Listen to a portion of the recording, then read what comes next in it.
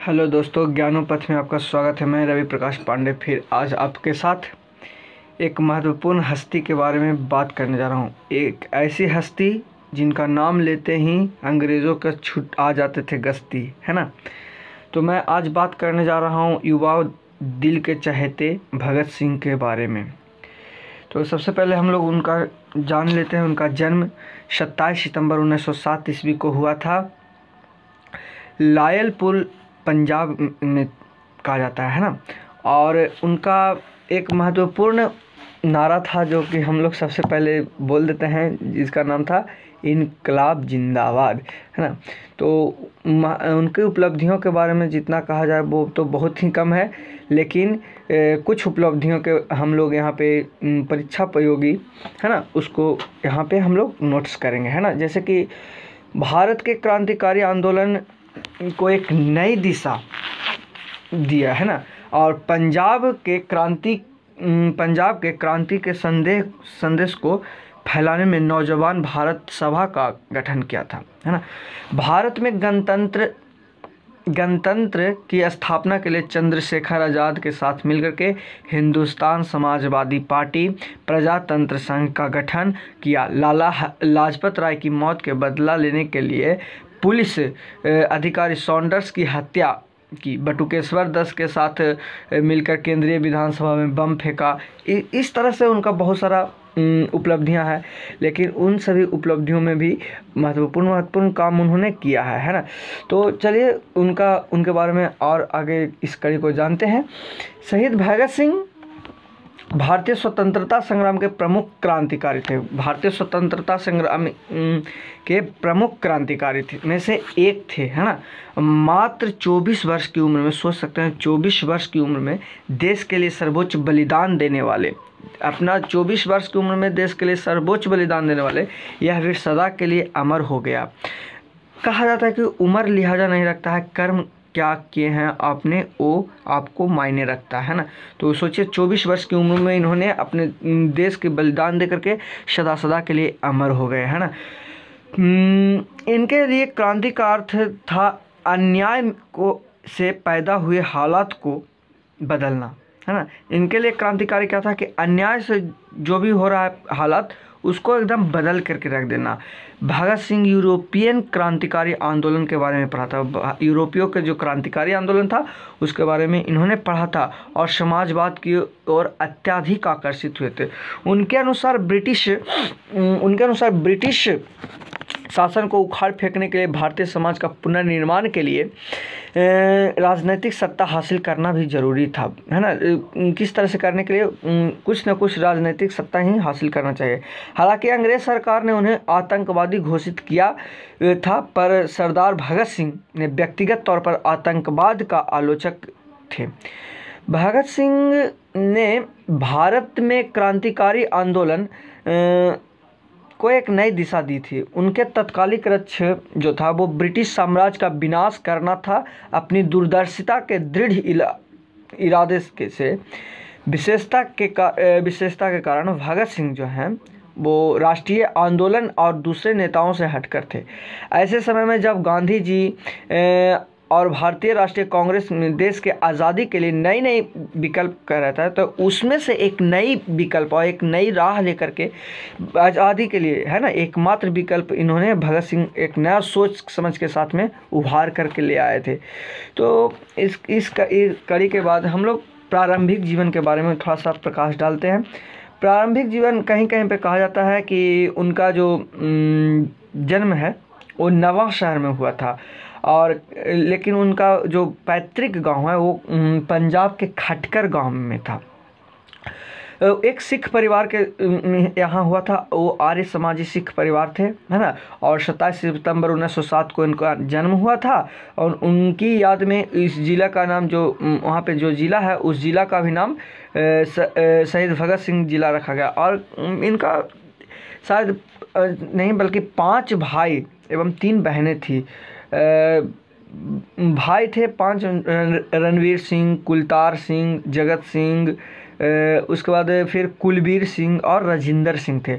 और बहनें थीं बीबी प्रकाश कौर, फिर बीबी अनार कौर और अमर कौर और बीबी एक थी शकुंतला कौर, ये 3 बहनें भी थी, है ना। इस तरह से पिताजी का नाम इनका था किशन सिंह संधू और माँ का नाम था विद्यावती कौर, है ना।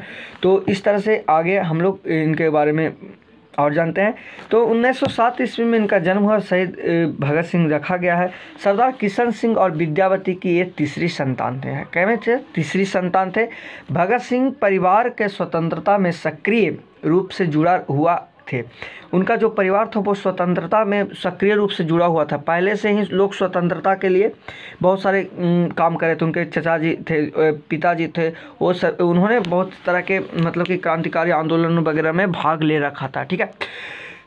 जैसे भगत सिंह का परिवार स्वतंत्रता संग्राम में सक्रिय रूप से जुड़ा हुआ था। उनके पिताजी जो थे वो किशन सिंह, है ना, और उनके चचा जो थे वो उन भगत सिंह के जन्म जब हुआ था उस समय वो लोग जेल में ही थे, सोच सकते हैं, जेल में थे। अजीत सिंह गदर पार्टी के सदस्य थे, उनके जो चाचा थे, और गदर पार्टी की स्थापना ब्रिटिश शासन के भारत से निकलने के लिए अमेरिका में हुआ था। लाला हरदयाल जी ने जो किया था अमेरिका में, है ना, में हुआ था। परिवार का माहौल युवा भगत सिंह के मस्तिष्क पर बड़ा असर हुआ था।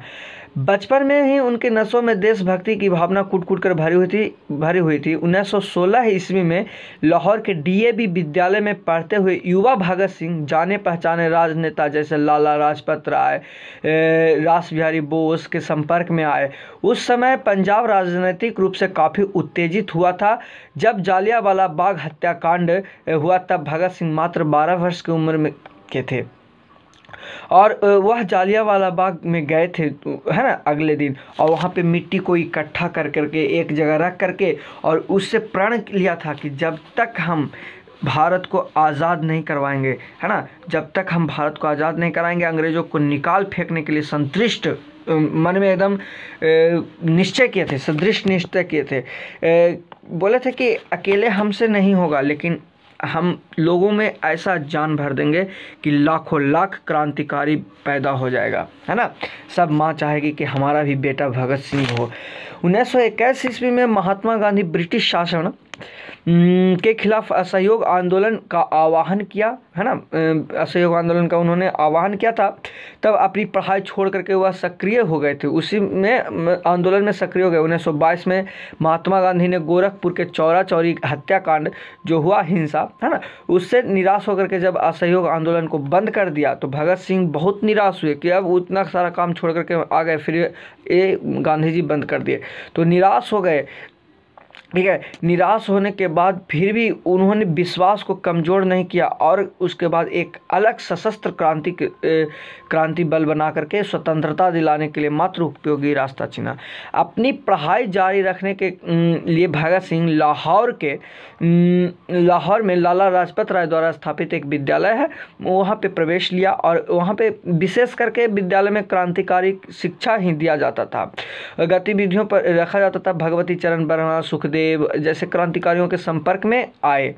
विवाह से बचने के लिए भगत सिंह ने घर से भागकर कानपुर आ गए थे, है ना, और वहाँ गणेश शंकर विद्यार्थी नामक क्रांतिकारी के संपर्क में आए।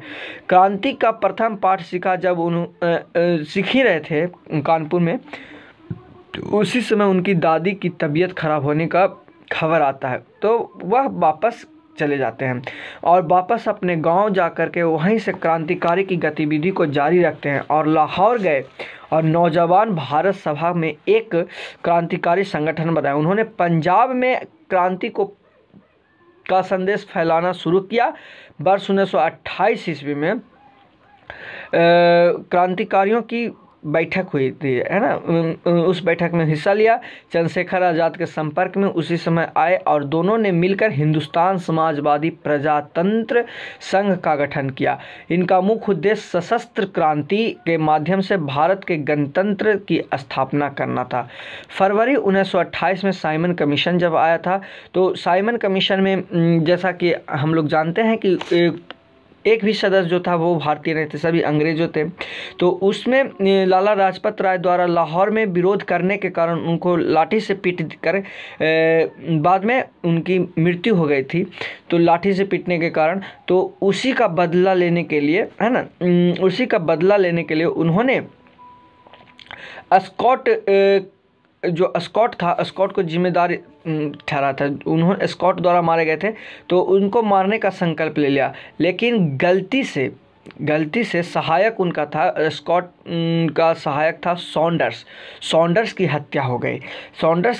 तो अब यहाँ पे हत्या हो जाने के बाद मौत की सज़ा होती है। तो उस मौत की सज़ा को के कारण लाहौर को उन्होंने छोड़ दिए थे। ठीक है, ब्रिटिश सरकार ने भारतीयों के अधिकार और आज़ादी के लिए असंतोष मूल के कारण खोजने के बजाय अधिक दमनकारी नीतियों का प्रयोग किया, और उनको खोजने की जगह क्या किया कि अधिक दमनकारी नीति का प्रयोग किया, और लोगों पर मतलब कि लोगों को पूरा दबा कुचला जा रहा था, पूरा परेशान करना शुरू कर दिया था। एक भी धार्मिक जुलूस या फिर एक भी मतलब कि जुलूस वगैरह कुछ भी निकालने से लिए उन्हें रोक रहा था। बहुत सारा से लोगों को के ऊपर जुल्म साधे जा रहे थे। ठीक है, तो उसी समय उन्होंने सोचा कि इस तरह से भगत सिंह सोचे कि हमारे मतलब कि गिरफ्तारी के कारण लोगों पर कष्ट हो रहा है, तो उन्होंने एक जानबूझ करके एक षड्यंत्र रचा। ठीक है, और उस षड्यंत्र में उन्होंने एक बम फेंका, बम फेंक के, है ना, बम फेंका और ध्यान रखा कि किसी का मृत्यु ना हो, किसी को हानि ना हो। योजना बना करके सावधानी पूर्वक ही किए थे, और सरकार सिर्फ वो ध्यान आकर्षित करवाना चाह रहे थे सरकार का, कि उनके ऊपर ध्यान आकर्षित हो जाए, है ना। और उसके बाद उन्होंने भागने के बजाय 8 अप्रैल 1929 को भगत सिंह और बटुकेश्वर दत्त जब बम फेंके थे, तो वहाँ से भागने के बजाय वहाँ पे जानबूझकर रुके और अपनी गिरफ्तारी करवा लिए, और जेल में ही उन्होंने अधिकारियों द्वारा साथी राजनीतिक कैदियों पर जेल में राजनीतिक कैदियों और साथियों के द्वारा हो रहे अमानवीय घटनाओं के कारण उन्होंने भूख हड़ताल शुरू किया, और 7 अक्टूबर 1930 को भगत सिंह, सुखदेव और राजगुरु को विशेष न्यायालय द्वारा मौत की सज़ा सुनाई गई। भगत के तमाम नेताओं द्वारा अधिक दबाव और अपीलों के बावजूद भी मतलब कि उनको सज़ा सुना दिया गया। राजनेताओं लोग कुछ नहीं कर पाए, है ना। बहुत सारा अपील दबाव करने के बाद भी 23 मार्च 1931 ईस्वी को प्रातःकाल उनको फांसी दे दिया गया, और अंत में वो वीर सपूत भारत माता की सेवा के लिए सदा के लिए अमर हो गए। जय हिंद। यदि वीडियो अच्छी लगे तो लाइक करें, सब्सक्राइब करें एवं अपने करीबियों को भेजें। जय हिंद।